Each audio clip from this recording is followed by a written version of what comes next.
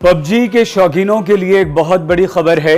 हो सकता है कि पबजी फिर से हमारे देश भारत में शुरू हो जाए, आप पबजी गेम खेलने लगें। खबरें इसी तरह की आ रही हैं, लेकिन इसकी सच्चाई क्या है? क्या ये हो सकता है? ऐसी खबरें क्यों आ रही हैं? कैसे यह संभव हो सकता है, यह हम आपको बताएंगे। लेकिन आप जानते हैं कि 118 चाइनीज ऐप्स पर भारत सरकार ने पाबंदी लगा दी है, उन्हें भारत में बैन कर दिया है। लेकिन यह भी सच्चाई है कि पबजी का जो बैन लगा है वो मोबाइल पबजी पर लगा है। सिर्फ पबजी पीसी पर, यानी कि पबजी के पीसी वर्जन पर यह बैन नहीं है। मोबाइल में जो आप पबजी खेलते हैं उस पर बैन है, और इसी से उम्मीद बन रही है कि फिर से भारत में पबजी खेलना आप शुरू कर सकते हैं। यह बैन हट सकता है। वजह क्या है? वजह यह है कि पबजी कॉर्पोरेशन जो है वो एक साउथ कोरियन कंपनी है, और टेंसेंट ये एक चाइनीज कंपनी है। चाइनीज कंपनी टेंसेंट का पबजी कॉर्पोरेशन में अच्छा खासा स्टेक है।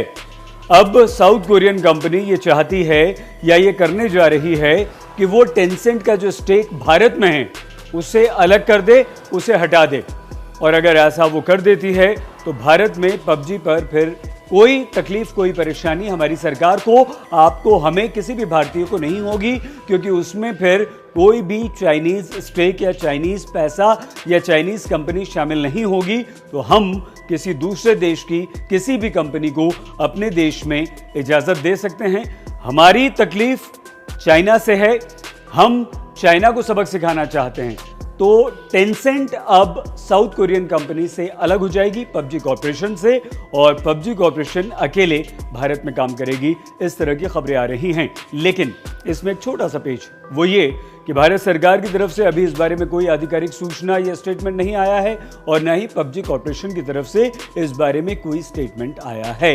हमारी सरकार ने पबजी पर जब बैन लगाया था तो 3 चीज़ों की बात कही थी: डेटा, प्रिवेसी और सिक्योरिटी।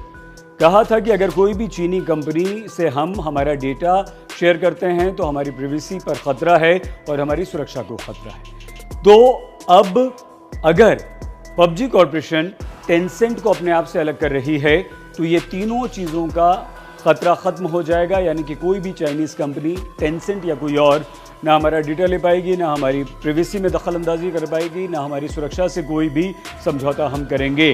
तो उम्मीद ये बन रही है कि अगर ऐसा हो जाता है तो फिर पबजी आप आराम से खेल सकते हैं, और उसके बाद अगर टेंसेंट अलग हो जाती है तो बैन हट जाएगा।